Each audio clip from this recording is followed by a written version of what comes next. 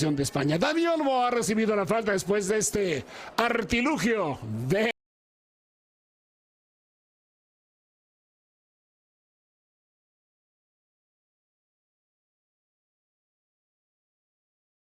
لكن الضغط المصري ينجح وينجح في استخلاص الكرة. تلعب اماميه عمر مرموش في مساحه يفز بالكرة امام، ما تروحش الكرة لكن راحت، طالت الكرة من امام عاشور، وقع على الارض وحكم اللقاء يشير بالاستمرار. يامال وانفراد ويخرج شوبير، لكن في اوفسايد، في تسلل، خروج رائع في توقيت جيد. فران توريس حاول انه يعديها ويفوتها، لكن تدخل شوبير وتدخل الدفاع، وفي النهايه طرد. استلام مره ثانيه من مسكيرا،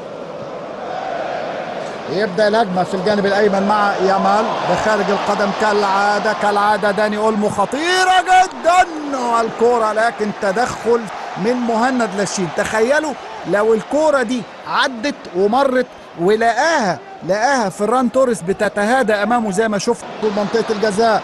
تعود الكوره مره ثانيه انطلاقه من بورو في الجانب الايمن، لامين يامال في مواجهه فتوح. مره اخرى لامين يامال رفض فتوح ان هو يمر، مررها لامين يامال، وصلت تاني للجانب الايمن، لكن في الثواني الاخيره من عمر الشوط الاول، الوقت الاصلي طبعا في هذه المباراه. يامال بينيه تاني عرضيه، لكن مهند لاشين